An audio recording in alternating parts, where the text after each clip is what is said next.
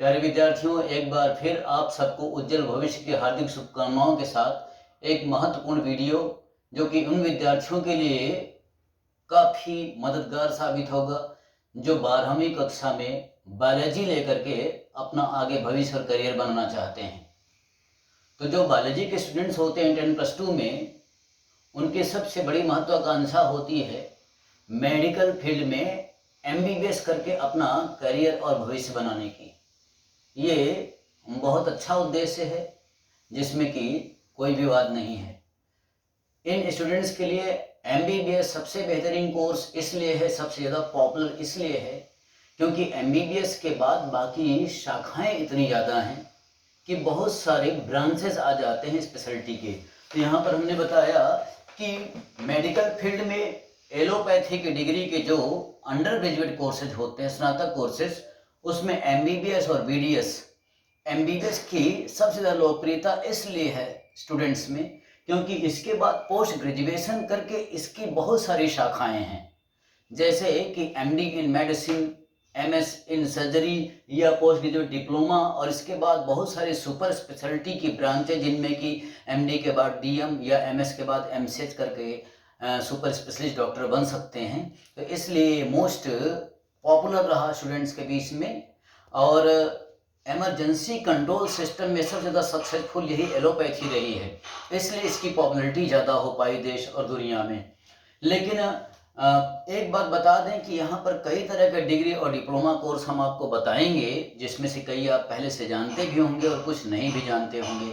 तो एक बात ध्यान रखें, सबसे पहली बात ये कि सफलता का कोई शॉर्टकट नहीं है।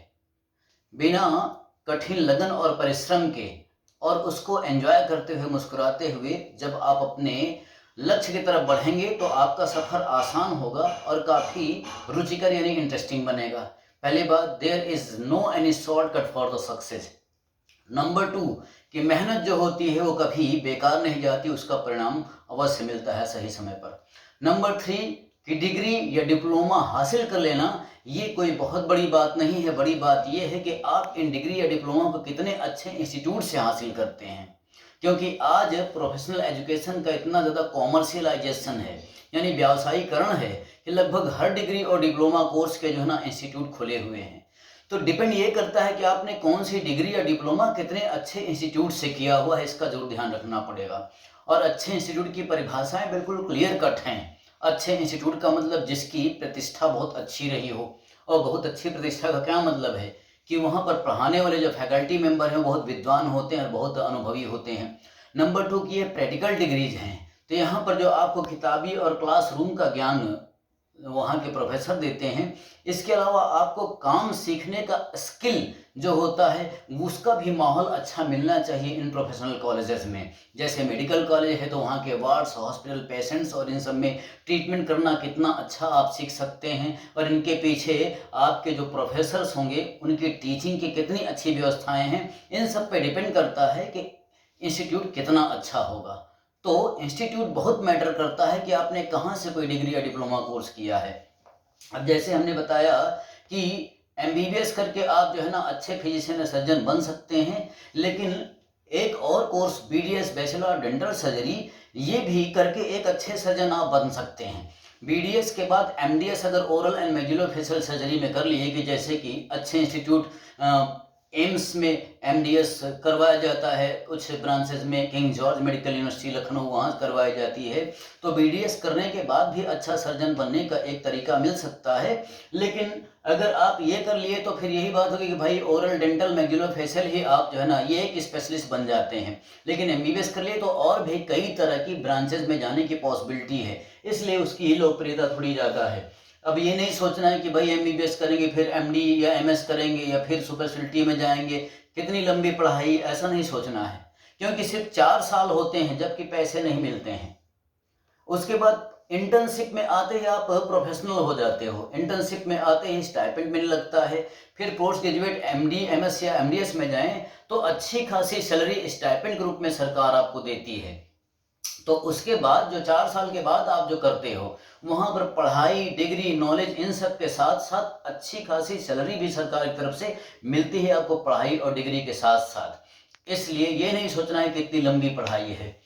तो अब देखिए, ये अभी नीट की परीक्षा, नीट यूजी की परीक्षा घोषित हो गई है कि आगामी 7 मई को होने की उसके डिक्लेरेशन घोषणा हो चुकी हैं, लेकिन अभी उसके फॉर्म अवेलेबल नहीं हैं। आज जब मैं ये वीडियो बना रहा हूँ, तो नीट यूजी के फॉर्म आप भरेंगे, उसका कॉम्पिटिटिव एग्जाम देंगे, फिजिक्स केमिस्ट्री बायोलॉजी, उसके स्कोर के आधार पे अलग अलग कैटेगरीज के अनुसार काउंसलिंग होती है, और उन रैंक में जिस रैंक पे आप लाई करते हो, उस रैंक के अनुसार आपको पूरे देश या आपके स्टेट का कौन सा कॉलेज का एमबीबीएस मिलता है या बीडीएस मिलता है, आपकी रैंक पे और आपकी कैटेगरी पे डिपेंड करता है। फिर एक दूसरा रास्ता है डॉक्टर बनने का, आयुष डिपार्टमेंट के डॉक्टर्स। नीट यूजी के जो आपके स्कोर होंगे, उन्हीं के आधार पे आयुष डिपार्टमेंट के भी मेडिकल डिग्री कोर्स आवंटित किए जाते हैं।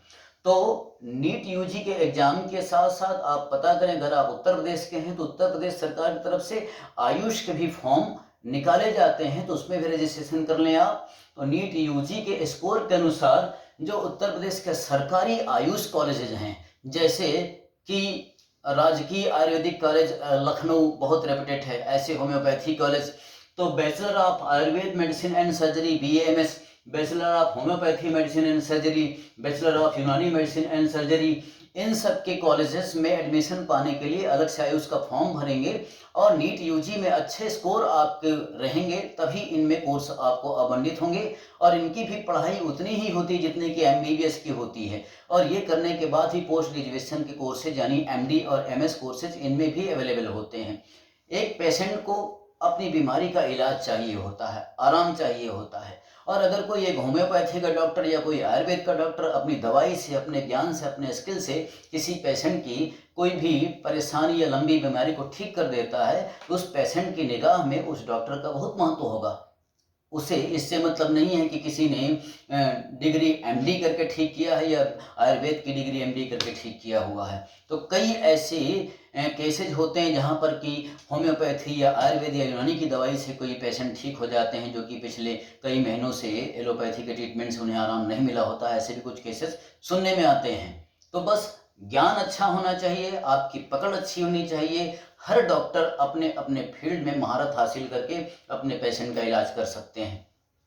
फिर एक और बहुत अच्छा रास्ता है, वो बेजुबान जानवर जो अपनी तकलीफ को अपनी जुबान से नहीं एक्सप्रेस कर सकते हैं, उनका इलाज करना भी बहुत महत्वपूर्ण है, और उसकी अलग ही फीलिंग होती है कि इंसान होता हो तो अपनी तकलीफ को ज़्यादातर बयान कर देता है, लेकिन एक बेजुबान जानवर जैसे कि गाय, या और जिस पे कि पूरी देश की दुनिया की डेयरी इंडस्ट्री डिपेंड करती है, गाय, भैंसें और बहुत सारे जो है जानवर, इन सब के जो स्पेशलिस्ट डॉक्टर होते हैं उनको वेटनरी सर्जन कहा जाता है, वेटनरी के डॉक्टर्स होते हैं। और वेटनरी के डॉक्टर बनने के लिए जो कोर्स होता है, डिग्री कोर्स होता है, उसको बोलते हैं BVSC and AS, यानी bachelor of veterinary sciences and animal husbandry. और इनकी पढ़ाई भी उतने ही 5 साल की होती है जितना कि MBBS की होती है, और इनके बाद भी पोस्ट ग्रेजुएशन यानी मास्टर ऑफ वेटनरी साइंसेज की डिग्री कोर्सेज होते हैं। अब वेटनरी सर्जन के डॉक्टर बनने के लिए आपको इनका भी प्रवेश परीक्षा वैसे ही पास करना पड़ेगा कॉम्पिटिटिव एग्जाम से, जैसे कि नीट। तो नीट यूजी के स्कोर्स जो होते हैं, उसके बाद वेटनरी काउंसिल ऑफ इंडिया की तरफ से एप्लीकेशंस ऑनलाइन आते हैं कि आप उसमें भी रजिस्ट्रेशन कर दें, और नीट यूजी के स्कोर से ही वो वेटनरी कॉलेजेस के लिए काउंसलिंग करके आपको कॉलेज आवंटित करेंगे, अगर आपके स्कोर अच्छे हैं तो। एक तो तरीका ये हुआ कि नीट यूजी जो आपने दिए हैं उसके स्कोर के through veterinary council of India के लिए जो है ना आप रजिस्ट्रेशन कराएं। तो पूरे देश के जितने भी वेटनरी कॉलेज हैं, सेंट्रल गवर्नमेंट के लिए जो सीटें होती हैं, कुछ परसेंटेज, लगभग 15% सीट होनी चाहिए, उनमें आपको अलॉटमेंट मिल जाएगा। दूसरा तरीका ये है कि अगर आप उत्तर प्रदेश के हैं तो उत्तर प्रदेश स्टेट गवर्नमेंट के भी अपने वेटनरी कॉलेजेस हैं, जैसे कि उत्तर प्रदेश का सबसे पुराना और रेपुटेड मथुरा वेटनरी कॉलेज, जो कि अब वेटनरी यूनिवर्सिटी के नाम से फेमस है, वो वेटनरी का यूनिवर्सिटी बन चुका है, तो वो अपना अलग एग्जाम कंडक्ट कराता है। तो मथुरा वेटनरी यूनिवर्सिटी में एडमिशन पाने के लिए 2 स्टेप के एग्जाम आपको पास करने होंगे। पहले प्रीलिम्स होता है, फिर मेंस होता है, और दोनों ही 200-200 नंबर क्वेश्चन के पेपर होते हैं, फिजिक्स, केमिस्ट्री, बायोलॉजी, जिसमें कि बॉटनी, जूलॉजी होता है। प्री अगर आप क्वालिफाई कर दिए, फिर उसके बाद मेंस में जाएंगे, उस आधार पे मेरिट बनेगी, तब फिर बैचलर ऑफ वेटनरी साइंस के कोर्स में आवंटन मथुरा वेटनरी में मिलेगा। इसके अलावा उत्तर प्रदेश का कॉलेज एक फैजाबाद, कुमारगंज फैजाबाद में भी है, नरेंद्र देव कृषि एवं प्रौद्योगिक विश्वविद्यालय, कुछ इस तरह से उसका नाम है। तो फैजाबाद के एग्रीकल्चर कॉलेज में भी वेटनरी की सीटें हैं, उसके बारे में भी जो है ना आप जानकारी ऑनलाइन लेकर के उसका भी फॉर्म अप्लाई कर सकते हैं। फिर वेटनरी डॉक्टर्स होने के बाद और तीसरा क्या रास्ता है आपके पास? बहुत सारे पैरामेडिकल कोर्सेज होते हैं। पैरामेडिकल कोर्सेज जो कि डिग्री और डिप्लोमा दोनों लेवल पे होते हैं। तो पैरामेडिकल कोर्सेज के डिग्री या डिप्लोमा कोर्स एम्स जैसे मेडिकल इंस्टीट्यूट, अलीगढ़ मुस्लिम यूनिवर्सिटी का जवाहरलाल नेहरू मेडिकल कॉलेज, या बनारस हिंदू यूनिवर्सिटी का BHU का जो वहाँ पर IMS institute of medical science, वहाँ पर भी ऐसे कोर्सेज कराए जाते हैं। और यूपी स्टेट के जो मेडिकल कॉलेज हैं, इन सब में भी जो है ना पैरामेडिकल कोर्सेज के डिग्री और डिप्लोमा कोर्सेज कराए जाते हैं। जैसे कि फिजियोथेरेपी में ग्रेजुएशन और पोस्ट ग्रेजुएशन दोनों तरह के डिग्री कोर्सेज होते हैं। तो फिजियोथेरेपिस्ट होना भी बहुत इम्पोर्टेंट है। जैसे कि ऑर्थोपेडिक सर्जन्स हैं, उनके साथ फिजियोथेरेपिस्ट स्पेशलिस्ट हमेशा होते हैं। न्यूरो सर्जन होते हैं, न्यूरोलॉजिस्ट होते हैं, वो भी अपने कई पेशेंट्स को कई बार न्यूरो फिजियोथेरेपी के लिए भेजते हैं फिजियोथेरेपिस्ट की क्लिनिक पे। तो ये भी एक बहुत रेपुटेड प्रोफेशन है। और रेडियोलॉजी के कोर्सेज होते हैं, जैसे एक्सरे टेक्नीशियन होना, CT स्कैन करने का टेक्नीशियन होना, या MRI का टेक्नीशियन होना, इन सब के कोर्सेज कराए जाते हैं। ऑपरेशन थिएटर टेक्नीशियन या किडनी डायलिसिस टेक्नीशियन के कोर्स जो है ना अलग अलग इंस्टीट्यूट्स में कराए जाते हैं। Diploma in medical lab and technology, तो ये DMLT, इसी तरह से ऑप्टोमेट्री है। और फार्मा के क्षेत्र में जा सकते हैं, B फार्मा या M फार्मा करके। नर्सिंग कोर्सेज होते हैं, कई लड़कियां नर्सिंग कोर्सेज में जाना चाहती हैं। और डेंटल टेक्नीशियन और डेंटल हाइजीनिस्ट के भी डिप्लोमा कोर्सेज होते हैं, जो कि डेंटल सर्जन डॉक्टर्स के साथ एज असिस्टेंट उनकी तरह काम करने की पोस्ट होती हैं। दो तरह के कोर्सेज होते हैं, डेंटल हाइजीनिस्ट और डेंटल टेक्नीशियंस, जो कि फैकल्टी ऑफ डेंटल साइंसेज में ही ये भी इसकी भी ट्रेनिंग दी जाती है। और इसी तरह से फिर एक और बहुत अच्छा करियर है बायोलॉजी के स्टूडेंट्स के लिए। Indian council of agriculture research की तरफ से AIEEE के नाम से एग्ज़ाम करवाए जाते हैं। और मेरी जानकारी के अनुसार कि ये कंप्यूटर बेस्ड इसके प्रोग्राम होते हैं, मेरे किसी विद्यार्थी ने बताया। तो इनके भी फॉर्म आप चेक कर सकते हैं। इसकी अच्छी बात यह है कि इसका भी एग्ज़ाम वैसा ही होता है, फिजिक्स, केमिस्ट्री और बायोलॉजी पे बेस्ड, जो कि आप 10+2 में पढ़ते हो। और इसके एग्ज़ाम पास करने के बाद पूरे देश में जो एग्रीकल्चर यूनिवर्सिटीज या इंस्टीट्यूट हैं, इनमें कई बहुत अच्छे अच्छे प्रोफेशनल कोर्सेज होते हैं। जैसे बैचलर ऑफ फिशरीज साइंस, तो मत्स्य पालन उद्योग जो देश और दुनिया का एक बहुत बड़ी इंडस्ट्री है, इसके स्पेशलिस्ट बनाए जाते हैं। अंडर ग्रेजुएट और पोस्ट ग्रेजुएट दोनों लेवल पे इसकी पढ़ाई और डिग्री कोर्सेज होते हैं। फिशरीज के अलावा और जैसे कि dairy technology, dairy husbandry, Allahabad agriculture university, उसमें बहुत फेमस रहे हैं ये कोर्सेज। और पोल्ट्री फार्म्स, ऐसे करके बहुत सारे कोर्सेज हैं जो Indian council of agriculture researches के फॉर्म भर के उसके एग्जाम देने पता चलेंगे, आप इसके जरिए भी करियर बना सकते हैं।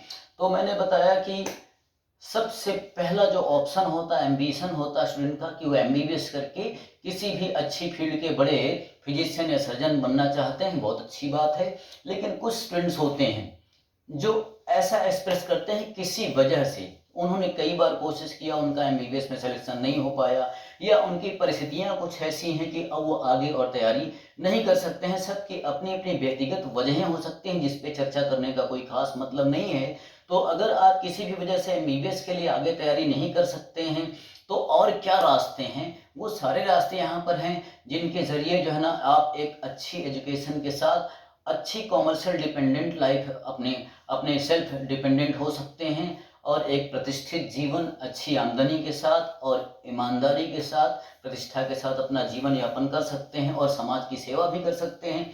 क्योंकि मेडिकल सर्विसेज एक ऐसी सर्विसेज हैं जो कि भावनात्मक तौर पे भी इंसान अगर सेवा करना चाहे, किसी गरीब के पास पैसे नहीं इलाज करवाने के लिए, तब भी आप चाहें तो बिना पैसे लिए उसका इलाज करके आत्मसंतोष महसूस कर सकते हैं। इसलिए ये एक बहुत ही अच्छी लाइन है, मेडिकल या उससे संबंधित जो भी सेवाएं दे सकते हैं आप अपनी योग्यता से, अपने अनुभव से। लेकिन ध्यान रखें कि डिपेंड करता है कि आपने कितने अच्छे इंस्टीट्यूट से कौन सी डिग्री या डिप्लोमा कोर्स किया हुआ है, इसका ध्यान रखें।